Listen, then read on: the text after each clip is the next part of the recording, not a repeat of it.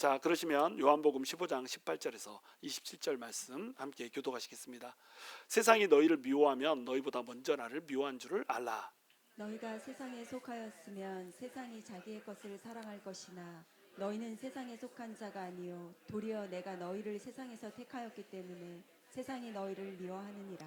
내가 너희에게 종이 주인보다 더 크지 못하다 한 말을 기억하라. 사람들이 나를 박해하였은즉 너희도 박해할 것이요 내 말을 지켰은즉 너희 말도 지킬 것이라. 그러나 사람들이 내 이름으로 말미암아 이 모든 일을 너희에게 하리니 이는 나를 보내신 이를 알지 못함이라. 내가 와서 그들에게 말하지 아니하였더라면 죄가 없었으려니와 지금은 그 죄를 핑계할 수 없느니라. 나를 미워하는 자는 또 내 아버지를 미워하느니라. 내가 아무도 못한 일을 그들 중에서 하지 아니하였더라면 그들에게 죄가 없었으려니와 지금은 그들이 나와 내 아버지를 보였고 또 미워하였도다. 그러나 이는 그들의 율법에 기록된 바 그들이 이유 없이 나를 미워하였다 한 말을 응하게 하려 함이라. 내가 아버지께로부터 너희에게 보낼 보혜사 곧 아버지께로부터 나오시는 진리의 성령이 오실 때에 그가 나를 증언하실 것이요 너희도 처음부터 나와 함께 있었으므로 증언하느니라. 아멘.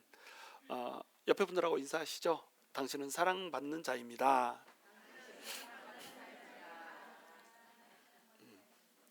우리 다시 한번 인사하시죠. 그래도 예수를 위해서는 미움 받읍시다.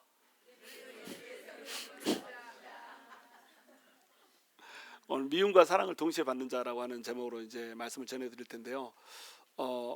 예수를 믿는다라고 하는 것은 사실은 미움을 받겠다라고 하는 결단 속으로 들어가는 겁니다.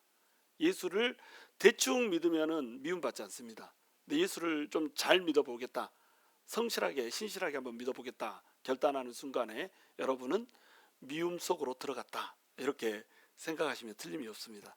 왜냐하면 예수를 믿는 순간에 우리가 속한 소속이 달라집니다. 이 세상에는 두 개의 왕국이 존재를 하는 거예요. 첫 번째 왕국은 임금이 누구죠? 세상이라고 하는 왕국입니다. 세상의 왕국의 임금은 누굽니까? 세상 임금은 마귀입니다. 마귀가 이 세상을 통제하고 있습니다. 통치하고 다스리고 있습니다. 그래서 이 세상 왕국은 누구에 속한 왕국이냐면 불순종의 자녀들에게 거하고 있는 어둠의 자녀들에게 역사하고 있는 영, 다시 얘기해서 마귀가 이 세상을 통치하고 있다. 그런데 이 세상을 마귀한테 그냥 내버려 둘 수는 없잖아요. 그래서 하나님께서 이 세상 임금이 통치하고 있는 이 세상에 예수 그리스도를 보내주심으로 말미암아서 이 세상 속에서 예수님께 속한 자들을 불러내기로 작정을 하십니다. 그리고 예수님께서 이제 죽어주시고 피를 흘려주시죠. 그리고 그 피를 통하여서 모든 죄를 속한 사람들은 하나님의 소유가 되게 됩니다. 그래서 철치가 무슨 뜻이라고 그랬죠? 철치는 교회. 그러면 뭐라 물어보겠어? 철치가 원래 뜻이 무슨 뜻이라고 그랬어요? 나는 주님께 속한 자되어, 주님께 속한 자라는 뜻이라고 그랬죠. 방금 우리 박종희 집사님 불러낸 자, 이것도 맞습니다. 왜냐하면 헬라어로 교회가 뭐예요? 에클레시아 이겁니다. 오, 권사님 70이 넘었는데 에클레시아를 헬라어를 그냥, 야, 우리 교회 수준이 이겁니다. 에클레시아 무슨 뜻이라고 그랬죠? 불러냄을 받은 자 이런 뜻입니다. called out이에요. 불러냄을 받았다. 어디로부터 불러냄을 받았습니까? 세상으로부터 세상 밖으로 불러냄을 받았다는 거예요. 에클레시아 할 때 이 에크가 X거든요. X인데 뒤가 C가 따라오면 뒤도 저 앞에 X도 C로 바뀌는 거 아시죠? 이 정도는 여러분이 아셔야 되는데 에클레시아 뒤가 C니까 클레시아가 C니까 이 X가 C로 바뀐 겁니다. 그러니까 원래는 X예요. X는 뭐죠? 밖으로 이런 뜻입니다. 밖으로. exit 할 때 이 IT가 간다는 뜻이고 X가 밖으로, 그러니까 exit은 뭐예요? 밖으로 나가는 것이 exit이잖아요. 그렇죠? 영어 시간입니다. 에클레시아 그러면 이게 무슨 뜻이냐면 불러냈다 이런 뜻이에요. 밖으로 불러냈다. 어디에서? 세상에서 세상 밖으로 불러냈다 이런 뜻이에요. 불러내가지고 누구의 소속으로 만들어줬다고요? 하나님의 소속으로, 주님께 속한 걸로 만들어준 겁니다. 그래서 교회를 에클레시아라고도 부르기도 하지만 또 뭐라고 불러요? 처치라고 부르기도 하는 겁니다. 처치는 무슨 뜻이라고요? 원래 큐리아콘에서 왔습니다. 큐리아콘은 뜻이 주님께 속한 것 이런 뜻입니다. 여기에서 이제 어떻게 변형이 되냐면 컬크로 변형이 되는 거예요. 그래서 컬크에서 또 뭘로 변형이 됩니까? 처치로 변형이 된 거예요. 컬클랜드 그러면 주님께 속한 땅 이런 뜻이 되는 거예요. 주님의 땅 이런 뜻이 되고, 여러분 생수 마시면서 컬클랜드 거 마시죠? 요건 요거 여기 코클랜드다. 봐라. 봐봐. 코클랜드 써졌죠? 요게 주님께 속한, 이게 예수 믿는 사람인지 아닌지 모르겠지만 이게 주님께 속한 땅 이런 뜻입니다. 그래서 커크가 변해가지고 뭐가 됐다? 처치가 됐다. 처치는 주님께 속한 자라는 뜻이에요. 세상에 속한 자가 아니라는 겁니다. 소속이 완전히 달라요. 그래서 하나님께서 하나님의 왕국으로 우리를 불러서 하나님의 소속으로 만들었다. 그러면 세상은 누구의 소속이라고요? 마귀의 소속이야. 근데 둘이 그냥 니는 니 나는 나 이렇게 살면 별 문제가 없어. 문제는 뭐예요? 둘이 서로 침노를 한다는 겁니다. 예수 믿는 사람들이 자꾸 예수 안 믿는 사람한테 가가지고 깔짝깔짝 건들면서 한번 믿어봐 너무 좋아 이렇게 합니다. 예수 안 믿는 사람들은 또 그대로 내버려 두는 게 아니에요. 예수 믿는 사람한테 자꾸 와가지고 한번 잡사봐 이렇게 하면서 선악과 따먹으라고 그럽니다. 한번 잡사봐 세상 속으로 자꾸 끌어들여요. 예수 안 믿는 사람들하고 단체로 만나면 예수 믿는 사람들이 자꾸 어떤 유혹에 빠집니까? 술 한번 잡사봐 이렇게 하잖아요. 한번 잡사봐 괜찮아 다 먹어. 성경에 술 먹지 말란 말은 안 나왔잖아. 한번 잡사봐 이렇게 나옵니다. 그러니까 뭐가 달라요? 소속이 달라요. 소속이 하나님께 속한 소속이 있고요, 마귀에게 속한 소속이 있고. 근데 둘이 서로 어떻게 합니까? 서로 침노하려고 합니다. 그러니까 왕국이 다르니까 어때요? 미워할 수밖에 없죠. 저거는 나랑 다른 것들, 나를 자꾸 귀찮게 하는 것들, 내가 하자는 것을 안 하는 것들 이렇게 되는 겁니다. 같이 죄 짓다고 그러는데 나는 빛이니까 죄를 질 수가 없어 이렇게 해버리는 겁니다. 좀 이거 좀 사기 좀 같이 쳐줬으면 좋겠는데, 혼자 내가 사기 칠 때 그 뒤에서 망이라도 좀 봐줬으면 좋겠는데 안 하겠다는 거예요. 예수 믿는 사람이라고. 그러니까 꼴배기 좋아요 싫어요? 꼴배기 같이 사기 쳐줘요? 남들이 쳐주기 전에 먼저 칩니까? 그러는 사람들도 있지만 원칙적으로는 소속이 다릅니다. 세상과 우리는 소속이 달라요. 그래서 미워합니다. 그래서 이 초대교회의 역사를 보면요, 사실은 이 초대교회 역사가 순교자의 피의 역사였습니다. 순교자들을 얘기를 할 때 여러분 빼놓지 말고 기억해야 되는 한 사람이죠. 이그나티우스라고 하는 사람입니다. 이름이 되게 어렵죠. 이게 별로 어려운 이름은 아니에요. 여러분 가스 그릴 있죠. 가스 그릴 할 때 빨간 버튼 있어가지고 가스 켜놓고 팅팅 누르면 불이 켜지잖아요. 그걸 뭐라고 불러요? 이그니션이라고 부르죠. 시동 걸 때도 이거 짝 저기 자동차 키 돌려가지고 여러분 요즘에 누르시나요? 눌러서 딱 이렇게 그 버튼을 뭐라고 부릅니까? 이그니션이라고 부르죠. 이때 이근이 불이란 뜻입니다. 불을 점화한다는 뜻이에요. 그러니까 이근 그러면 우리말로도 불로 지지면 어떻게 해요? 이거 불잖아. 이근이요. 이근이 들어가면 무조건 불이란 뜻입니다. 그래서 이그나티우스 이러면 무슨 뜻이냐면 불의 사람, 정열의 사람 이런 뜻이에요. 하나님한테 그 이름 뜻대로 너무나도 큰 정열을 가졌던 사람이 이그나티우스라고 하는 사람이에요. 근데 이 사람이 이제 초대 교부였잖아요. 이 사람이 안디옥 교회라고 하는 곳의 3대 감독이었습니다. 안디옥 교회 하면 여러분 딱 생각나야 되는 게 있어. 누가 생각나요? 바울이 생각나야 됩니다. 바울이 이 교회를 세웠고요. 이 교회를 선교 기지로 삼아가지고 전 세계에 복음을 전했던 사람. 이 사람이 누구예요? 로마 제국 전체 복음을 전했던 사람이 이제 바울이잖아요.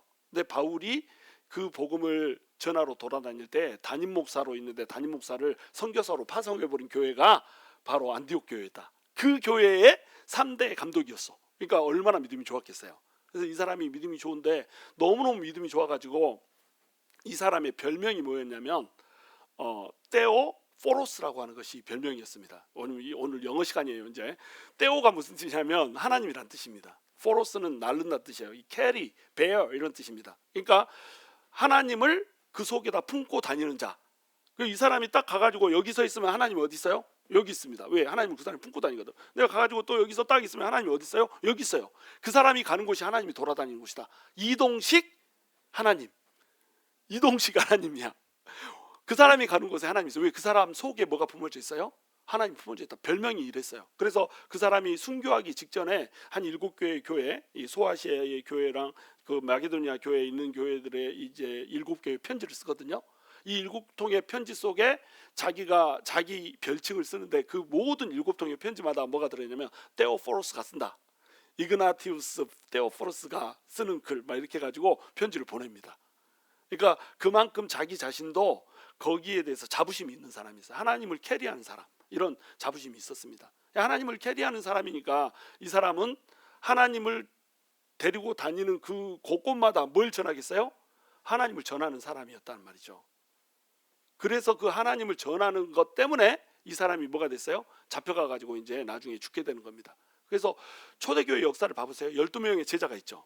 12명의 제자가 가룟 유다 한 명이 이제 예수님을 배신하고 목매달아서 자살해서 죽지 않습니까? 근데 목매달아서 죽었는데 나뭇가지가 튼실하지 못해 가지고 똑 떨어져서 잘못 떨어져 가지고 배가 찢어져 버렸습니다. 그래서 창자가 밖으로 끄집어 나와서 죽잖아요. 그렇게 비극적인 죽음을 죽은 사람이 가룟 유다고, 가룟 유다 대신에 누구를 이제 세워요? 마따디아라고 하는 사람을 세우잖아요. 마띠아라고 하는 사람을 세웁니다. 유스도라고도 하고 요셉, 유스도, 마띠아라고 하는 사람을, 아니 마띠아라고 하는 사람과 이렇게 요셉, 유스도라고 하는 사람하고 같이 이제 붙어가지고 누구를 뽑았어요? 마띠아라고 하는 사람을 뽑았잖아요. 그래서 제자로 삼았는데 이 사람까지 포함해가지고 12명의 제자가 전국에 어떻게 됩니까? 전부 순교해서 죽었습니다. 하나님을 위해서 복음을 전하다가 죽었단 말이에요. 그리고 이 시대를 이제 사도 시대라고 부르죠. 사도들이 복음을 전하던 시대였기 때문에 사도 시대라고 부르는데, 사도들이 죽고 나서 그 다음 대를 이어서 누가 활동을 합니까? 속사도가 일을 합니다. 속사도는 무슨 뜻이에요? 계속 이어지는 사도라는 뜻입니다. 디모데, 오네시모스 이런 사람들 있죠. 이런 사람들 전부 다 속사도예요. 그런 사람들도 전부 대부분 하나님 일을 일하다가 순교해서 죽고 막 이렇게 됩니다. 또는 병들어서 죽고 막 이렇게 하죠. 하나님한테 전적으로 자기 삶을 드리고요, 핍박받고 미움받다가 이렇게 죽었습니다. 그게 이제 로마 시대잖아요. 그 사람들을 이어서 이제 교부 시대가 펼쳐진데, 그 교부들 중에 한 명이 이그나티우스인 거예요. 이그나티우스도 엄밀히 말하자면 사도에 들어가, 속사도에 들어가는 거죠. 이그나티우스의 스승이 누구였습니까? 사도 요한이었습니다. 아, 주보를 안 읽고 오시는군요. 제가 써드리는데 읽을 시간이 없죠. 샤워하고 오느라고. 자, 이그나티우스가 사도 요한의 직속 제자였습니다. 그래서 사도 요한으로부터 하나님의 사랑에 대해서 이제 배웠던 사람, 이런 사람이 이그나티우스죠. 이 사람이 이제 복음을 전하는데, 그 사람이 하도 이제 성결한 삶을 사니까 이 사람의 별명이 디오포로스라고 그랬죠. 그래서 전승에는 어떤 말이 있냐면, 예수님께서 이제 마태복음에 보시면은 그 제자들 앞에 어린아이 한 명을 세우잖아요. 어린아이 한 명 세워놓고 뭐라고 하죠? 누구든지 이 어린아이 같지 않으면 천국으로 들어간다, 못 들어간다? 못 들어간다, 이렇게 해놨습니다. 그래가지고 그 어린아이를 앉히고 이제 예수님께서 안수를 해주는데, 그때 예수님의 무릎에 앉아서 안수를 받았던 사람이 이그나티우스다, 이런 전승이 있습니다. 믿거나 말거나. 근데 이 전승은 여러분 믿어도 되고 믿지 않아도 됩니다. 사실은 나이를 따져보면 107세가 될 때, 아니 107년까지, AD 107년까지 이 사람이 그 안디옥 교회에서 감독으로 있었거든요. 107년까지 있었다 그러면 예수님이 십자가에서 돌아가신 때가 30세이지 않습니까? 아니 AD 30년이지 않습니까? 33세니까 AD 30년쯤으로 본단 말이에요. 29년, 30년 이렇게 봅니다. 그러면은 AD 30년, 107년 빼면 이렇게 77세가 되겠죠. 그러면은 그때 예수님이 돌아가시기 전에 태어났다고 생각한다면 한 82세 말이 되죠. 그럼 예수님이 십자가에서 바로 돌아가시고 난 직후에 그 사람이 감독으로 마지막 마쳤다, 77세에 마쳤다, 이렇게도 말이 되죠. 그러니까 믿어도 되고 안 믿어도 되는 거예요. 전승으로 그게 내려오고 있다 그러면 대부분은 좀 신빙성이 있다, 이렇게 생각해도 되는 겁니다. 그때 시대의 전승이니까, 예수님이 돌아가시고 나서 얼마 안 돼서의 전승이니까. 그러니까 예수님의 무릎에 앉았던 사람이 바로 이그나티우스다, 이렇게 봐도 되는 거예요. 근데 문제는 그게 중요한 게 아닙니다. 어떤 게 중요하냐면, 그런 전승이 있을 정도로 이그나티우스가 성도들에게 인정을 받았다는 거예요. 그 사람을 보면, 아, 이 사람은 정말로 예수님의 사람이구나. 예수 믿는 사람이라고 하는 것은 이렇게 사는 거구나. 하나님을 진짜로 사랑하고, 하나님을 사랑하니까 성도들을 사랑하고 양들을 사랑해서 이렇게 아름답게 멋지게 살 수 있는 거구나 라고 하는 것을 보여준 사람이 누구였다? 이그나티우스였단 말이에요. 근데 그 사람이 만약에 그렇게만 살았다면 공격을 안 받았을 겁니다. 어떻게 살았어요? 복음을 전하는 삶을 살아버린 거예요. 예수 안 믿는 사람들 막 전달해가지고 로마 제국을 침노를 해버린 겁니다. 로마 제국에서는 왜 예수 믿는 사람들을 그렇게 싫어했냐면, 예수 믿는 사람들이 전염병 같았습니다. 실제로 그 로마인들이 기록에 보면 예수 믿는 사람을 뭐라고 불렀냐면, 이 사람들은 전염병이다, 이렇게 불렀어요. 전염병, 그러니까 우리말로 이제 우리식으로 하자면 예수 믿는 사람들은 코로나다, 이렇게 부른 거예요. 코로나 전파 속도가 어떻습니까? 오늘 같이 있었는데 내일부터 아파버려. 그렇잖아요. 엄청나게 빨리 전파가 되잖아요. 예수 믿는 사람들은 너무너무 빨리 복음을 전해가지고 예수 믿는 사람으로 만들어버려요. 근데 예수 믿는 사람들이 또 잘 사는 사람들이냐? 그게 아니야. 전부 행상인들이고 막 이래요. 뭐 재력권을 뺏어버리고 막 이랬기 때문에 예수 믿으면은 그 잘 살지 못하게 이렇게 만들어버렸잖아요. 그러니까 생명을 잃기도 하고, 예수 믿는다는 이유 때문에 자기 재산이 다 털리기도 하고, 예수 믿는다는 이유 때문에 로마에 있는 거 전부 다 내놓고 그냥 다 맨몸으로 쫓겨나야 되고, 그리고 이제 돌아오면은 벌었던 거 이제 다시 갖고 로마로 돌아와야 되고, 근데 돌아오니까 또 막 불로 태워서 죽이고 톱으로 썰어서 죽이고 맹수의 밥이 되게 해서 죽이고 막 이렇게 하잖아요. 근데 우리는 이렇게 사는데도 불구하고 예수를 믿어야 돼 전하면은 사람들이 전염병처럼 막 믿어버렸던 겁니다. 그래서 이 사람들이 너무너무 위험한 존재였어요. 위협적인 존재였습니다. 세상을 소동케 하고 세상을 어지럽힌다 이래가지고 미워해가지고 막 핍박을 가하고 이렇게 했다니까요. 그러니까 이 사람들은 내 혼자 성결 여기에 초점을 두지 않았습니다. 내가 성결해졌으면 이 성결의 꽃을 뭘로 봤냐면 선교로 불렀습니다. 다른 사람들도, 세상에 있는 사람들도 예수 믿는 사람으로 만들어줘야 되는 그것으로 그들은 여겼단 말이에요. 우리 교단이 CNMA잖아요. 그렇죠? 우리 한국에서는 CNMA를 잘 몰라요. 왜 모르냐면 CNMA 교단이 사도 바울의 그 선교 정책을 그대로 땄습니다. CNMA 교단의 선교 정책은 뭐였냐면, 남이 그 건축한 터에다가 터를 다시 쌓지 않는다는 게 그 선교 전략이었어요. 근데 여기 한국에 이때 당시에 누가 들어가 있었어요? 장로교단이 들어가 있어요. 북장로교단이 이미 들어가가지고 터를 세우고 있었습니다. 여기에 다시 들어가가지고 복음을 전하는 건 낭비라는 거죠. 여기서 왜 같은 복음을 가지고 싸우냐 이거죠. 그래서 방향을 선호해가지고 동남아로 가가지고, 동남아에서는 제일 큰 게 이제 CNMA 교단입니다. 그래서 CNMA 교단이 어떻게 생겨났냐? 이 CNMA의 풀네임이 뭐냐면 크리스찬 앤 미셔너리 얼라이언스단 말이에요. 그래서 얼라이언스라고도 부르고 크리스찬 앤 미셔너리 이걸 해서 CNMA 이렇게 부르기도 하는 겁니다. 전부 약자를 따서, 앞에 약자를 따서 CNMA 또는 얼라이언스 이렇게 부르기도 한단 말이에요. 근데 이 크리스찬이라고 하는 것이 뭐냐면, 크리스찬이면 크리스찬답게 살라는 겁니다. 크리스찬이 이제 그리스도인이라는 뜻이잖아요. 이 그리스도인이라고 하는 이 명칭도 어디에 맨 처음에 등장하냐면, 기록상으로는 이그나티우스가 보낸 편지에 제일 처음에 등장합니다. 예수 믿는 사람들을 그리스도인이라고 공식 문서에다가 처음으로 기록한 사람이 뭐냐면 이그나티우스였어요. 그러니까 이그나티우스는 그리스도인이라고 하는 자부심이 있었습니다. 세상에서는 예수 믿는 사람들을 그때 당시에 저 사람들은 조금 뭐가 달라도 다른 사람들 해가지고 조롱하고 멸시하는 의미로 그리스도인이라고 불렀어요. 저것들, 저 멍청한 것들, 야, 지 이익도 모르고 저렇게 손해 보면서 저렇게 사는 것들, 이렇게 하면서 그리스도인이라고 조롱하는 말로 불렀거든요. 근데 그것을 이그나티우스는 자부심으로 여겼어요. 그래가지고 그래 우리는 그리스도인이지 해가지고 공식 문서에다가 이그나티우스가 처음으로 딱 붙였다니까요. 근데 우리 CNMA 교단에서 이제 크리스찬 이걸 붙여놓은 건 뭐냐면, 그리스도인으로 살라는 겁니다. 그리스도인으로 산다는 건 뭐예요? 성결하게 산다는 거예요. 예수를 사랑하는 사람이면 예수의 계명을 지키는 사람으로 산다는 겁니다. 근데 예수의 계명을 지키면서 산다라고 하는 것은 뭐냐? 내 혼자 개인적으로 착하고 선하고 이렇게 산다는 뜻이에요. 그런데 나 혼자 선하고 착하고 사는 목적이 뭡니까? 왜 나는 선하고 착하게 살아야 돼요? 예수님의 사랑을 받은 자이기 때문에, 예수님의 사랑을 받아서 내가 흔들리지 않는 나라를 선물로 받았기 때문에, 천국의 영광을 내가 영원히 누릴 존재이기 때문에 이것을 나 혼자 누릴 수가 없는 거예요.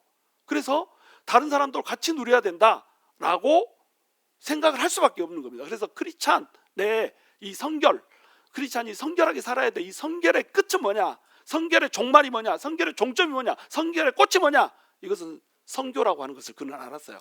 근데 그때 당시에 장로교회에서는 예정론이 막 이렇게 등장을 했잖아요. 그래서 칼빈의 그 예정설 이런 것 때문에 예정설을 잘못 이해해 가지고 성교를 많이 하지 않았습니다. 성교를 많이 하지 않고 성결에다가 초점을 맞췄어요. 성교를 많이 하지 않다 보니까 이제 예수님께서 주신 그 지상 명령을 수행하지 않는 꼴이 돼버린 거예요. 근데 이 A.B. 심슨이라고 하시는 분, 알버트 벤자민 심슨입니다. 그것을 앞에 줄여서 A.B. 심슨이라고 하는데, 그분이 딱 보니까는 성교를 분명히 하라고, 열심히 하라고 나와 있는데 왜 성교를 안 하냐? 성결의 끝은 성교인데 왜 성교를 안 하냐? 이래가지고 성교 운동을 한 거예요. 그래서 크리스찬으로서 성결하게 살자. 그러나 크리스찬으로 또한 미셔너리로 살자, 선교 사적인 삶을 살자, 이렇게 가지고 이름을 만들어서 이제 열심히 운동을 하나 하게 됩니다. 그게 뭐냐면 그 킥복싱 뭐 이런 운동을 한 게 아니고 골프 이런 운동을 한 게 아니고 크리스찬 앤 미셔너리 얼라이언스 운동을 하게 된 거예요. 그러니까 성결과 그 다음에 선교를 지향하는 사람들이 모여서 얼라이언스 같이 모임을 만들어 가지고 운동을 하자 한 것이 CNMA의 첫 번째 출발이었습니다. 그래가지고 이제 CNMA가 시작됐는데 A.B. 심슨이 죽으면서 이제 이 운동이 없어지면 안 되겠는 거예요. 그래서 그 제자들이 뭐 다시 이것을 교단으로 만들자 한 것이 CNMA 교단인 거예요. 그러니까 CNMA 교단의 이 두 가지가 뭐예요? 하나는 성결이고 하나는 선교입니다. 그리고 이 성결의 꽃이 선교인 거예요. 근데 우리가 CNMA에 대해서 자부심을 가져야 되는 이유가 뭐냐면 사도 바울의 선교 전략, 다른 사람이 터를 건축한 이후에 다시 터를 건축할 필요가 없다라고 하는 이 전략, 이거는 우리가 본받아야 되는 거예요. 다른 사람이 교회 세워놨는데 왜 그 옆에다 교회를 세워? 그렇잖아요. 교회가 없는 곳에 교회를 세워야지 선교가 더 풍성하게 이루어질 거 아니에요. 그래서 한국은 장로교한테 맡겨놓고 동남아를 우리 취하자 이러고 간 겁니다. 그래서 우리 한국인들은 CNMA를 그렇게 잘 몰라요. 그러면 우리는 CNMA를 잘 모르니까 뭐 다른 교단이 돼야 되나? 그렇지 않습니다. 우리 교회가 진짜로 하나님의 성결과 선교를 담당하는 교회가 되는 거예요. 그러면 우리 교회 때문에 뭐가 알려져요? CNMA가 알려지는 겁니다. 저는 개척자의 피가 흐르거든요. 나는 개척자입니다. 왜요? 우리 예수 그리스도가 개척자였어요. 예수를 하나도 안 믿는 그 자리에 예수님이 오셔가지고 예수 믿는 사람들을 만들고 예수 믿는 사람들을 만들어서 거기에서 교회를 세워가지고 그 교회가 일파만파 세상으로 퍼지게 했잖아요. 그게 우리 예수님입니다. 근데 우리가 CNMA 뭐 잘 알려져 있지 않기 때문에 성도가 안 온다, 말도 안 되는 소리예요. 그럼에도 불구하고 우리 선결하고 선교하고 이렇게 해가지고 진짜 멋진 교회 만드는 겁니다. 예수 그리스도 안에서 사랑하고 서로 아껴주고 서로 위하는 교회 딱 만들잖아요. 그러면 교단 그딴 거 생각 안 하고 신경도 안 쓰고 사람들이 막 몰려옵니다. 그래서 몰려와가지고 이게 지금 무슨 교단이에요? 처음 들어보는 교단인데요. CNMA예요. 뭔데요? 내가 딱 설명해 주면 아따 그렇게 좋은 교단이 있었군요. 이러면서 한국 사람한테도 CNMA가 확 퍼져버리는 거예요. 저는 이런 일을 하고 싶은 거예요. 우리 교회가요, 진짜로 우리 잘 알려지지 않은 CNMA 교단을 알리는 그런 신호탄 같은 그런 교회가 됐으면 좋겠어요. 그 이름이 너무 좋지 않습니까? 크리스찬 앤 미셔너리 얼라이언스. 이게 성경의 천국에 대한 하나님의 나라에 대한 설명을 너무나도 정확하게 그 이름 하나에다 집어넣어 버렸습니다. 무슨 얘기냐면 우리가 성결해야 된다. 이게 뭐냐면 천국은 마치 뭐하고 같다고 그래요? 천국은 마치 밭에 간추미 보아, 이거 말고 천국은 마치 한 여자가 빵을 만들려고 누룩을 서말 갖다가 부어 넣은 것 같다 이렇게 얘기하잖아요. 누룩을 갖다 놓으면 그 누룩이 빡 퍼지면서 뭘 만들죠? 빵을 만들잖아요. 그러면 누룩이 보여요? 안 보여요? 안 보여. 그런데 빵은 어떻게 됩니까? 부풀어 올라가. 그것이 천국이라는 거예요. 하나님 나라는 그런 거라는 겁니다. 성도들이 예수가 들어갔는지 안 들어갔는지 잘 모르겠어. 그 속에다 어떤 생각을 하고 사는지 잘 모르겠어. 근데 그 내면이 하나님이 막 팽창되더니 사는 모양새를 보니까 너무 멋지게 사는 거예요. 멋있는 빵이 되면 반죽을 할 때는 이게 믹스돼 가지고 이것이 무엇인지 잘 모르는데 이 모양을 딱 만들어 놓고 나서요, 이것을 누룩을 넣어 가지고 딱 해놓고 나니까 뻑 퍼지더니 야, 빵 쪼가리가 멋진 빵 쪼가리 되는 거예요. 아, 이것이 천국이구나. 이것이 하나님 나라의 백성들이 하는 거구나. 이게 크리스찬입니다. 누룩입니다. 누룩. 우리 내면이 확장되고 우리 내면이 하나님을 더 깊이 아는 거, 이것이 뭐예요? 이것이 크리스찬의 삶이고 선결이라니까요. 근데 자기만 그렇게 되면 된다 안 된다? 안 된다. 이게 퍼져나가야 돼요. 그래서 하나님이 천국은 마치 겨자씨 하늘과 같다고 얘기하잖아요. 겨자씨가 눈에 보여요? 안 보여요? 눈에 안 보입니다. 거의 안 보여요. 그냥 모아놓으면 겨우 보여요. 그래서 모아놓은 거 가지고 콧바람으로 이렇게 하면 어떻게 합니까? 푹 날아가 불어. 그게 겨자씨예요. 눈에 보이지도 않는 그 씨가 갑자기 막 싹이 나고 가지가 생기고 막 이러더니 마침내 공중의 새들이 깃들 만한 나무가 돼버리는 거예요. 이게 천국입니다. 천국의 백성은 이렇게 사는 거예요. 그러니까 천국의 백성은 내면으로 확장돼 가지고 성결해질 뿐만 아니라 어떻게 살아야 한다? 확장되고 밖으로 확장돼 가서 예수 믿지 않는 사람들을 예수님의 품 안으로 들어오게 만드는 이런 일을 해야 된다니까요. 그 천국에 대한 하나님의 나라에 대한 두 이미지, 누룩과 내적 확장과 겨자씨 외적 확장, 이것을 같이 담아놓은 이게 크리스찬 앤 미셔너리 얼라이언스라니까요. 멋져요, 안 멋져요? 되게 멋지죠? 자, 이 멋진 교단의 이름을 가지고 우리가 살고 있습니다. 그리고 이 정신을 가지고 우리가 살고 있단 말이에요. 이 정신을 가지고 우리가 살면은 우리는 세상 가운데서 미움을 받는단 말이다. 반드시 미움받습니다. 여러분, 우리가 세상에서 미움을 받지 않는 이유, 똑바로 크리스찬처럼 살지 않기 때문에 미움 안 받는 거예요. 내가 크리스찬처럼 진짜로 전도하면서 막 그 세상 사람들하고 완전히 다르게 살아버리잖아요. 그러면요, 세상이 너무너무 미워하고 핍박을 막 줘버립니다. 그래가지고 이그나티우스 같은 경우에는 막 순교하는 이런 장면으로 펼쳐지잖아요. 이그나티우스가 여러분 어떻게 죽은지 아십니까? 맹수형에 처해져서 죽었습니다. 맹수형이 뭐냐? 그 양 껍질 같은 거 뒤집어 씌워놓고 양의 피를 뿌려놓습니다. 그래가지고 원형 경기장 사람들이 다 보는 앞에서, 사자 굴에다 던지는 게 아니에요. 원형 경기장에 사람들이 다 보는 앞에서 예수 믿을래 안 믿을래 물어봅니다. 그래가지고 믿는다 그러면은 원형 경기장에 들어가야 되는 거예요. 믿지 않는다 그러면은 놔주는 거예요. 그 원형 경기장에 나는 믿을 거요, 죽어도 믿을 거요, 그러면 원형 경기장 한복판에 서가지고 사람들이 다 보는 앞에서 짐승들한테 뜯기주게 굶주린 사자들을 풀어놓습니다. 그러면 사자들이 와가지고 생쌀을 살아있는 대로 뜯어냅니다. 서로 한 마리가 잡으면은 목을 먼저 꺾어서 죽인 다음에 잡는데요, 한 마리가 잡지 않고 여러 마리가 달라듭니다. 그러니까 서로 먹으려고요, 죽이기 전에 먼저 뜯어 먹어버립니다. 아플까요 안 아플까요? 무초스 아파, 무지하게 아파 버려요. 우리 이보현 사모가 이번에 그 강아지들을 키우잖아요.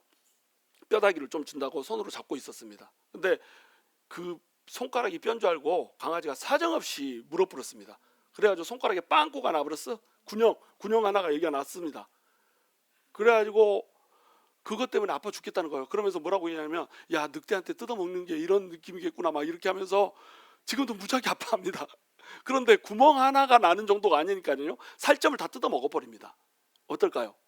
그것을 줄 서서 보고 있습니다. 다음 사람 줄 서서 보고 있고요, 또 다음 사람 줄 서서 보고 있고요. 한 사람씩 내보내는 겁니다. 여러 사람 무더기로 가서 쌈 붙이는 거 아니에요. 한 사람 딱 내보내고 나서, 자, 믿을래 안 믿을래? 믿어. 뜯어 먹고요. 자, 너는 어쩔래? 그것을 당당하게 그들은 가가지고 뜯겨 죽는 길을 선택을 했다니까요. 그들은 그만큼 열정적으로 살았습니다. 이그나티우스는 그것을 자기의 자부심으로 알았어요. 왜냐하면 자기의 성결의 끝은 순교라고 생각했습니다. 그 시대는 순교하는 시대니까. 그래서 로마 정부에서 이 사람을 잡아갈 때에 그 바로 로마로 안 데려갔습니다. 교회들마다 삥삥 돌았어요. 각 세워져 있는 교회들 있잖아요. 그 교회들을 돌았습니다. 죄수의 몸으로 끌려가는 대로 잡았어요. 그러면 로마까지 가는데 시간이 걸리잖아요. 시간이 걸리면 어떻게 될까요? 시간이 걸리면 나 이렇게 오랜 시간 동안 예수님이 나를 살려줘야 되는데 안 살리고 이렇게 있다야, 그래가지고 믿음이 흔들릴까요 안 흔들릴까요? 흔들릴 수 있다는 거예요. 그래서 순교의 자리에 딱 갔을 때는, 저기 예수가 뭐고 그냥 살려주지도 않는데 나는 안 믿어볼랍니다, 이렇게 하면 살 수 있는 거예요. 그러면 이그나티우스는 모든 사람한테 존경을 받는 사람이었잖아요. 모든 사람한테 존경을 받는 지도자가, 나 예수 안 믿을 거요, 예수 믿어요, 다 헛거야, 이렇게 하고 딱 해버리는 순간에 어떻게 돼요? 성도들은 함께 무너지는 겁니다.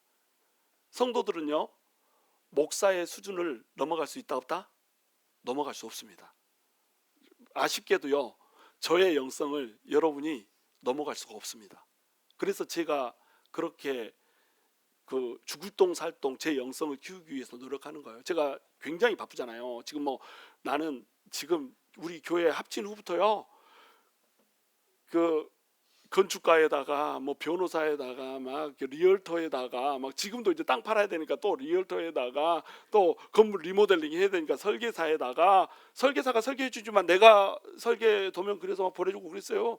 그러니까 왔다 잘했다, 너 설계사 해야 쓰겠다 이러면서 설계사가 이렇게 같이 동의해주고 이랬습니다. 그러니까 설계사에다가 다시 이제 리모델링 해야 되니까 건축가에다가 내가 잡이 몇 개인지를 모르겠어.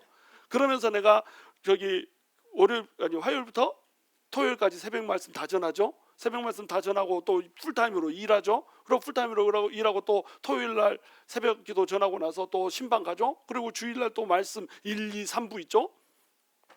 몸이 10개라도 모자랄 정도로 달려다녀요. 근데요, 제가 놓치지 않는 게 있습니다. 뭐냐면 직장에 가가지고 기도하는 시간 1시간 안 놓칩니다. 직장에 일이 막 막혀가지고 그 급하게 일을 처리해야 되는 비상사태가 아니면요, 제가 반드시 내가 기도하는 자리가 있습니다. 그리 찾아가가지고 1시간 주님하고 독대하는 시간 갖습니다. 그리고 주님한테 음성 듣고요, 성도들 위해서 기도하는 시간을 제가 빼먹지 않습니다. 우리 목사님은 저 너무 바빠가지고 우리를 기도 못 해주면 어떡하나, 잡을 빨리 내놓고 우리 위에서 기도해 주는 시간을 더 많이 걱정하지 마십시오. 풀타임으로 일하는 사람보다 제가 훨씬 더 기도 많이 합니다. 1시간 기도를 제가 빼먹지 않습니다. 아침에 일어날 때 기도하는 시간 말고, 잠자기 전에 기도하는 시간 말고, 오후 중간에 기도하는 1시간을 제가 빼먹질 않아요. 왜냐하면 제 영성을 여러분이 능가할 수 없기 때문에 그래요. 내가 하나님을 깊이 체험 못하잖아요. 여러분은 그 이상 하나님을 체험할 수 없습니다. 그래서 그 사람들은 이그나티우스를 무너뜨리려고 이 교회를 다 돌아다니면서 이그나티우스가 순교를 포기하게 만들고 싶었던 거예요. 그리고 이그나티우스가 이렇게 돌아다니면 그 존경받는 사람이, 예수 믿는 사람 중에도 가장 탑으로 존경받는 사람이 죄수가 돼서 돌아다녀. 그럼 예수를 믿는 사람들 보기에는 어때요? 아이고, 저렇게 잘 믿는 사람도 저렇게 끌려다니는데 우리는 어떡하냐, 이렇게 해가지고 예수 믿기를 포기해버리게 이렇게 유도를 한 거예요. 그런데 이그나티우스가 나는 순교의 제물로 죽는 거, 이것이 내 꿈이다, 이렇게 얘기하잖아요. 많은 사람들이 이그나티우스를 풀어주게 하려고 막 다 기도하고요, 막 로비하고요, 이렇게 자기 있는 힘을 발동해가지고 다 그를 도왔습니다. 근데 이그나티우스가 뭐라고 한지 아세요? 절대 나를 석방하기를 위해서 기도하지 말아달라, 이렇게 했습니다. 그리고 절대 나를 석방하기 위해서 어떤 수를 쓰지 말아달라. 나는 주님을 위해서 죽는 것이 내 영광이다. 내 죽음은, 사는 것도, 지금까지 사는 것도 예수를 위해 살았지만 죽는 것도 예수를 위해서 죽는 것, 그것이 내 꿈이다, 이렇게 하고 사람들한테 그걸 못하겠습니다. 그러니까 사람도 그걸 안 했어요. 그 시대의 영성은 뭐냐면 순교사의 영성이었어요. 순교자의 영성. 이그나티우스도 그렇게 살았고요, 이그나티우스가 그렇게 사니까 그 밑에 있는 그 성도들도 전부 다 그렇게 살았습니다. 당당하게 살았습니다. 그 당당함이 우리 그리스도인들 안에서 회복이 되어진단 말이에요. 우리는 예수 믿으면서 예수 믿으니까 잘 될 것, 이걸 꿈꾸잖아요. 예수 믿으니까 기도 제목도 막 풀려지고 막 이런 걸 꿈꾸잖아요. 근데 우리 하나님께서 말씀하신 것은 그게 아니에요. 예수 믿으면 예수를 사랑하라는 거, 이것이 하나님의 명령입니다. 하나님을 사랑하라는 거, 이게 명령이에요. 근데 사랑은 어떤 건가요? 그 사람을 사랑하기 때문에 모든 위험을 감수하는 겁니다. 그런즉 누가 우리를 그리스도 예수 안에 있는 그 사랑에서 끊으리요, 이렇게 얘기하잖아요. 그리고 나서 환난이나 공고나 핍박이나 기근이나 적신이나 위험이나 칼이라, 이렇게 얘기하잖아요. 굶주리는 것도, 뭐 헐벗고 사는 것도, 위험도, 칼도, 환난도, 핍박도, 공고도 나를 예수 그리스도 안에 있는 하나님의 사랑에서 끊을 수 없다, 이렇게 얘기합니다. 하나님이 나를 사랑해 주는 것도 끊을 수 없지만요, 내가 하나님을 사랑하는 것도 끊을 수가 없다는 거예요. 이것이 바울의 고백이었고 그 시대를 살아가는 사람들의 고백이었습니다. 로마 시대를 살아가는 사람들의 고백이었어요. 그 영성이 우리 안에 있어야 된다는 거예요. 자, 그러면 예수를 믿으면 믿는다라고 하는 사실 때문에 누가 핍박을 한다고요? 예수 믿지 않는 사람들은 핍박을 한다니까요. 그런데 예수 믿지 않는 사람들이 핍박을 그렇게 가해오고 그것 때문에 죽어야 된다라고 한다면, 그래서 우리가 진짜로 우리 스스로 예수를 믿는 그것 자체, 성결해지는 그 자체가 목적이라고 한다면, 예수 믿는 사람 어떻게 하면 돼요? 전부 다 굴로 들어가 버리면 됩니다. 산으로 들어가서 예수 믿는 사람들의 공간을 만들어 버리면 되고요, 무인도 하나 사가지고 무인도가 가서 예수 공동체 만들어 버리면 됩니다. 그래서 믿는 사람들끼리 니나노하고 잘 먹고 잘 사다가 다 같이 뭐 깨꼴락하고 평안하게 죽으면 됩니다. 그런데 그들이 어떻게 했다고요? 내가 가지고 있는 이 기쁨과 평안을 나만 가지고 있을 수가 없는 거예요. 그래서 예수님을 사랑하고 하나님을 너무 사랑하기 때문에 이걸 나눠줄 수밖에 없었던 겁니다. 이것을 나눠주려다 보니까 제국하고 세상의 왕국하고 부딪혀야 안 부딪혀요? 이게 부딪힐 수밖에 없다는 거예요. 그래서 그렇게 죽이려고 하고 그렇게 압살하려고 하고 애를 썼단 말이죠. 그래서 그들이 그렇게 그런 핍박을 무릅쓰고라도 복음을 전하려고 했던 이유가 있습니다. 그게 이제 오늘 본문에 나오는데, 하나님을 사랑하는 사람들은 너네도 사랑할 거라고 하는 거, 이 말씀 때문이었어요. 그러니까 하나님을 미워하면 예수님을 미워하고 예수님을 미워하면 예수 믿는 사람을 미워하게 돼 있습니다. 근데 그 중에 어떤 사람이 있냐? 하나님을 전해주면 하나님을 사랑하는 사람이 생겨요. 그리고 그 하나님을 사랑하는 사람이 예수님을 사랑하고요, 예수님을 사랑하는 사람이 예수 믿는 사람을 사랑합니다. 나도 그 나라로 좀 가자, 나도 좀 흔들리지 않는 나라로 가자, 이런 사람들이 생기는 거예요. 자, 이 영혼을 포기할 수 있어요, 없어요? 포기할 수가 없는 겁니다. 핍박이 몰아치고 뭐 10명한테 복음을 전하면 10명 중에 9명이 나를 미워하고 핍박한다고 하더라도 한 명 예수 믿는 그 사람, 예수 믿고 돌아오는 그 사람 한 영혼 때문에 포기할 수가 없는 거예요. 근데 그 한 명이 누구일지를 모르잖아. 그 한 명이 나를 핍박하던 사람 중에 한 명일 수도 있잖아요. 그렇죠?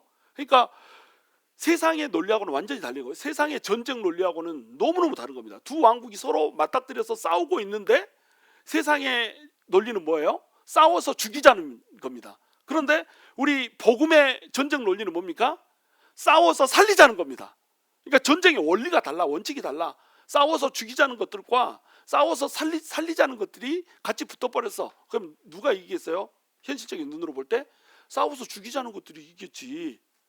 뭐 여러분 권투하는데 권투해가지고 내가 권투할 때 내가 손이 닿는 것마다 치료해줘야지 막 이렇게 하면서 치치 입에서 나는 소리가 아니야. 이렇게 해주고 상처받는 데 있으면 치치 입에서 나는 소리가 아니야. 이렇게 만져주고 막 이렇게 하면 그 사람이 지겠어요, 이기겠어요? 상대방은 막 이렇게 하는데 맞아 죽어불지. 그렇잖아요? 그러니까 이렇게 하다 보니까 핍박을 받는 겁니다. 핍박을 받는데 원칙이 이 나를 때리고 있는 이 사람도 예수를 믿게 해가지고 하나님 나라로 들어오게 이렇게 해줘야 되는 원칙인 거예요. 그러니까 어때요? 맞는 겁니다. 맞을 수밖에 없는 거예요. 때리면 맞고 피나면 닦을 수밖에 없는 겁니다. 그런데 그렇게 해서 이 한 용어를 취하면 때리던 놈이 갑자기 너는 어떻게 맞기만 하냐, 이렇게 양심이 찔려가지고 어떻게 맞기만 하냐 이렇게 한다는 거예요. 그러니까 예수님이 맞으라고 했어, 맞더라도 너는 살리라고 그랬어, 그러면서 이렇게 맞는다는 겁니다. 그러면은 우리 그 때리던 사람이 어떻게 한다고요? 때리던 손을 내려놓고 야 나도 같이 믿자, 안 되겠다, 야 같이 맞아 이래가지고 상대방하고 또 전쟁하는데 둘이 같이 나란히 얼굴 대고 맞고 이렇게 하는 겁니다. 그러면서 예수 믿는 사람들이 막 늘어나면서 하나님 나라가 팽창되는 것, 이것이 하나님의 전략이었단 말이에요. 이걸 하기 위해서 하나님이 우리를 떠나질 않습니다. 이 일하라고 우리한테 하나님이 일을 맡겨줬습니다. 내가 부탁한다, 내가 이 일을 맡겨준다. 뭘 맡겨줬습니까? 영혼들을 맡겨줬습니다. 하나님 나라를 맡겨줬습니다. 그래서 예수 믿는 제자들한테만 뭘 줬냐면 예수님을 전할 수 있는, 복음을 전할 수 있는 권위를 줬습니다. 이 권리를 줬어요. 예수를 아무나 전하는 겁니다. 여러분 복음서에 보시면 예수님이 딱 나타나면 귀신들이 귀신같이 예수님을 알아봤습니다. 귀신이니까 귀신같이 알아보지. 그래서 예수님이 나타나면 뭐라고 했냐면 저분은 지극히 높은 분으로부터 우리를 구원하라고 보내신 구원자이시다, 메시아이시다 막 이렇게 얘기했습니다. 그러면 귀신이 귀신같이 알아보고 말을 하니까 우리 같으면 어떻게 하겠어요? 더 말해 다 소문 내고 댕겨라 이렇게 하지 않겠어요? 근데 예수님이 귀신들한테 뭐라고 그래요? 잠잠하고 떠나라 이렇게 하면서 닥치고 꺼져 이렇게 얘기한 거예요. 우리말로 속된 말로 하면 그만 말하고 가라. 왜 그랬을까요? 귀신 따위한테 전도받고 싶지 않은 겁니다. 귀신이 전하는 말로 전도받고 싶지 않아요. 하나님의 영광이 가려지잖아.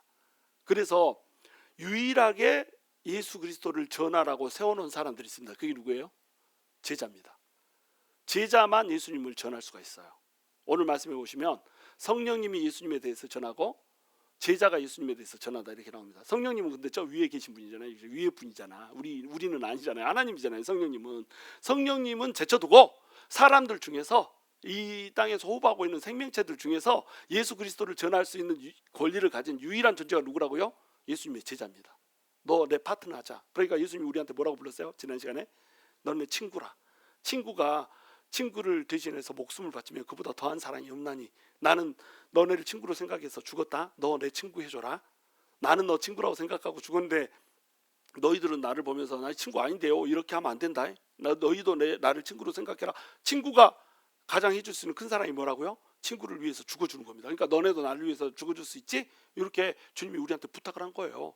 그래서 주님과 우리가 친구가 돼가지고 죽어져가는 영혼, 잃어버린 영혼을 건지는 겁니다. 그 건지는 것에 누가 일을 한다고요? 제자가 일을 한다고요. 근데 제자가 자기 혼자 할 수 있어요, 없어요? 자기 혼자 할 수 없어. 그래서 뭘 보내줬습니까? 그 일을 할 수 있는 성령님을 우리 안에 보내줬어. 그래서 그 성령님이 증거하는 거예요. 성령님이 증거하는 것을 제자들은 가면서 증거의 통로로 쓰는 겁니다. 성령님이 직접 막 말을 할 수는 없잖아요. 우리가 말하는 거잖아요. 그리고 성령님이 직접 훅 가면서 막 능력을 베풀어 가지고 뭐 죽었던 사람이 살려나고 이런 일을 할 수 없잖아요. 우리가 하는 겁니다. 우리가 하도록 누가 안에서 일해서요? 성령님이 안에서 일한다는 거예요. 그러니까 성령님이 우리 안에서 일하기 때문에 성령님께서 함께 하시니까 이건 누가 함께 하는 거예요? 하나님이 함께 하는 겁니다. 하나님이 함께 하니까 우리가 핍박이 오고 환란이 오고 두려움이 오고 도전이 와도 우리가 두려워할 필요가 있어요, 없어요? 두려워할 필요가 없다는 겁니다. 왜? 우리가 흔들리지 않는 나라를 선물로 받았는데 우리 안에 내주하고 계시는 하나님이 우리랑 함께 하신다. 그래가지고 열매를 반드시 맺을 수밖에 없게 이렇게 만들어 주신다. 그래서 내가 네 안에 네가 내 안에 거하면 이 사람은 많은 열매를 맺나니, 이 열매가 뭐예요? 영혼들을 추수하는 열매입니다. 내가 성결하게 되는 열매고요. 또 이 성결의 끝이 성결하고 그랬죠. 성결을 통해서 믿지 않는 사람들을 하나님의 나라로 끌어들이는 이런 위대한 일을 하는 것, 하나님의 나라를 확장시키는 것, 이것이 우리를 향한 부르심이었습니다. 그래서 이 일을 우리는 하면서 살아야 돼요. 근데 여러분, 제가 경험하기에 저는 세상 가운데서 핍박을 그렇게 받아본 적이 없어요.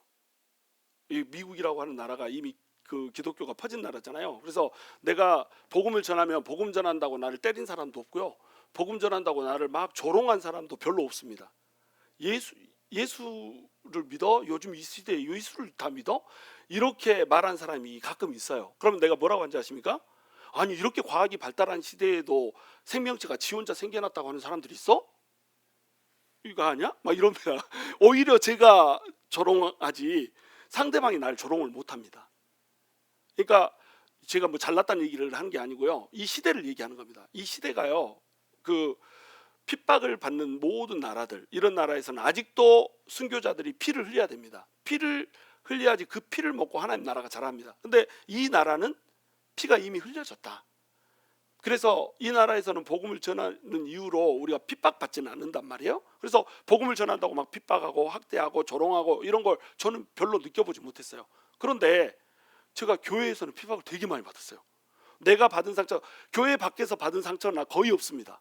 막 밖에 나가면요, 어이 박사님 막 이렇게 하고요, 어이 선생님 막 이렇게 하고요. 선생님 때문에 제 성적이 막 30점이었는데 90점으로 올랐어요. 제가 과외시킨 학생이, 생물학을 내가 가르쳤더니 30점 맞던 학생이 98점, 100점 맞아버렸습니다.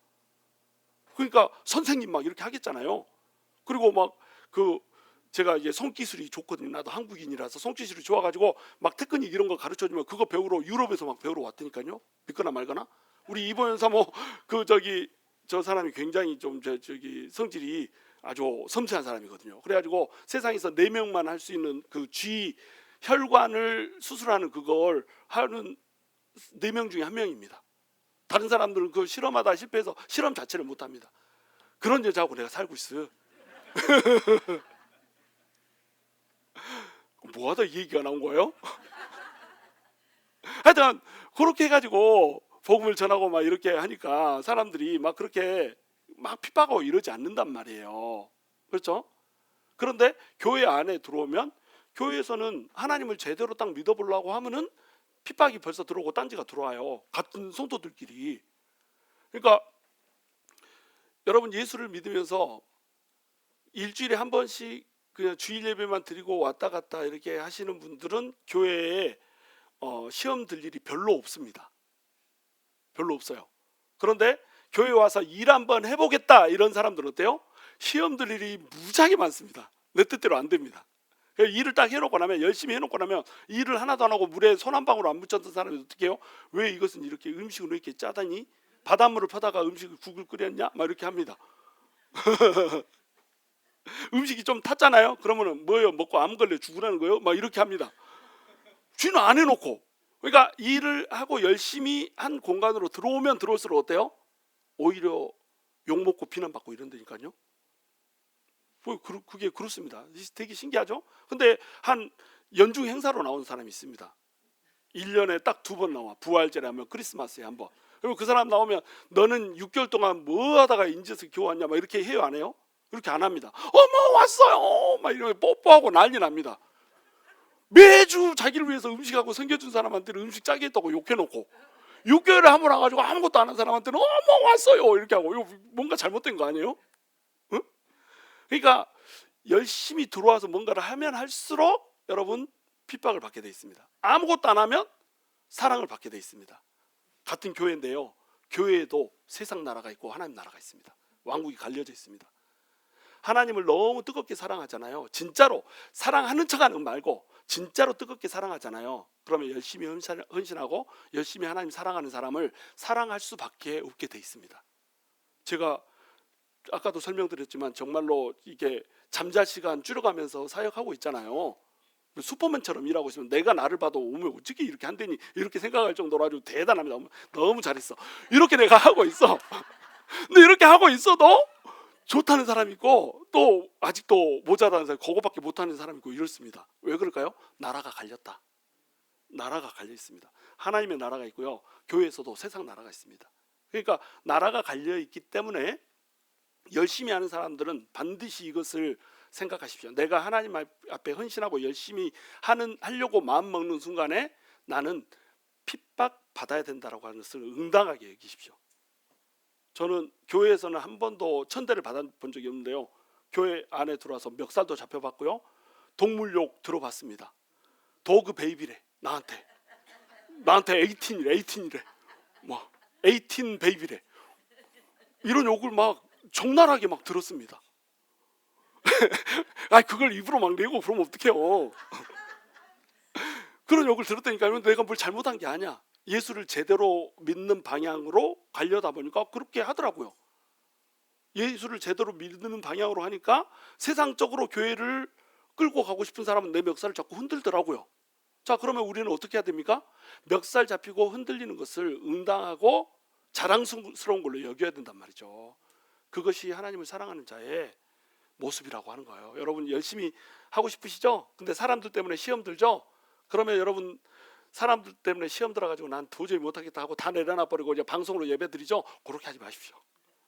하나님을 진짜로 사랑하는 사람은 어떻게 하냐면 핍박이 오고 이러면 아, 내가 하나님을 위해서 십자가를 같이 지는구나 이렇게 생각하면 돼요. 하나님 일하면서 칭찬받을 생각하지 마십시오. 절대 칭찬 안 들어옵니다. 진짜로 사랑해가지고 이렇게 서로 하나 된 그런 교회에서는 칭찬이 그래도 왔다 갔다 합니다. 근데 칭찬보다 비난이 더 많습니다. 왜냐하면 사람들의 이해도와 사람들의 요구치가 다 달라. 요구치가 엄청 높아. 내가 할 때는 요구치가 이만한데 다른 사람 할 때는 요구치가 이만해. 내가 원하는 방향이 이 짝인데 사람들이 이렇게 가. 그러니까 반드시 욕을 먹게 돼 있습니다. 그게 사람의 본성 때문에 그래요. 그러면 하나님의 일을 많이 하면 많이 할수록 많은 비난을 받는다. 자, 좋아해야 돼요? 싫어해야 돼요? 좋아해야 되는 겁니다. 그렇다고 막 이렇게 메조키스트처럼 막 매맞고 이런 거 즐기라는 얘기는 아니고 하나님의 저기 뭐 왜 뒤에 있어? 하나님의 사랑 안에 거하는 사람은요, 하나님 때문에 욕먹는 것을, 하나님 때문에 비난받는 것을, 하나님 때문에 핍박받는 것을 응당한 것으로 여깁니다. 그래서 하나님 나라가 클 수만 있다면, 그래서 영혼이 건져질 수만 있다면, 그래서 하나님의 교회가 설 수만 있다면 그것을 응당한 걸로 여기는 거예요. 여러분 제가 뭐 비난받고 욕먹고 이런 걸로 막 우는 거 보셨어요? 그런 걸로 저 울어본 적도 없고요. 그런 걸로 상처받아가지고 못하겠다고 나자빠진 적도 없습니다. 저 지금까지 뭐 20년 넘게 신앙생활하면서 예수 믿는 그 순간부터 단 한 번도 내가 게으르게 신앙생활을 해본 적이 없습니다. 예수 믿는 그 순간부터 저는 올인, 그냥 집사도 아니고 성도였을 때부터 저는 제 인생을 몰빵했습니다. 왜? 하나님이 있으면 내 인생 전부 다 몰빵, 하나님이 없으면 그냥 세상으로 나가는 거 둘 중에 하나지. 그렇잖아요. 하나님이 없는데 뭐하러 교회에서 고생해요? 하나님이 없는데 주일날 나와서 뭐하고 여기서 뭐하고 앉아있어요? 이 말이 뭐라고 이걸 듣고 앉아있어요? 하나님이 있다고 생각하면 근데 영원한 나라도 있는 거잖아요. 인생 바치는 겁니다. 인생 거는 거예요. 인생을 걸었는데 사람들이 욕하고 핍박하고 있단 거요? 아무것도 아닙니다. 도전이 오는 거요? 아무것도 아니에요. 뭐예요 그게? 그까짓 게 사람이 나한테 뭘 할 수 있어요? 기껏 해봤자 나 죽이는 거 이게 최고입니다. 근데 내가 죽는 존재예요. 난 죽지 않습니다. 예수를 믿는 그 순간부터 영원히 사는 영생을 받아버렸다. 예수님이 다시 오셔서 이 세상을 한번 크게 흔들 때가 올 텐데 그 크게 흔들 때에도 내가 속한 하나님의 나라는 흔들리지 않는다. 그게 내 나라고 그게 내 정체성이라니까요. 뭐 때문에 힘들어하고 뭐 때문에 고통스러워해요? 사람들이 입으로 잠깐 내 욕한 거요? 그보다 더 못한 죄를 내가 지고 있잖아요. 욕 좀 하면 어때? 먹어버리면 되지. 다 털어버리고 그냥 이렇게 해버리면 돼요. 계속 욕하잖아요. 그러면 계속 이렇게 하면 돼요. 그냥 중풍 사람 계속 이렇게 하고 다니면 됩니다. 그러면 하나님께서 거기에다가 영광을 부어주시는 거예요. 고통의 잔에 참여하지 못하면 영광의 잔에도 참여하지 못하는 겁니다. 정말로 우리는 하나님께 우리의 인생을 전부 드리는 자로 살아야 돼요. 그것이 하나님의 나라에서 하나님의 영광을 전체 받는 자로 서게 되는 그런 영광을 누리게 되는 겁니다. 우리는 미움과 사랑을 동시에 받는 자예요. 미움을 받으면 받을수록 하나님의 사랑은 깊어지는 겁니다. 여러분 어떤 사랑을 선택하시겠습니까? 인간의 사랑을 추구하다가 하나님의 사랑을 놓치겠습니까? 아니면 인간에게 어떠한 대접을 받든지 하나님의 사랑만을 놓치지 않는 자로 서겠습니까? 이거 오늘 결정하십시오.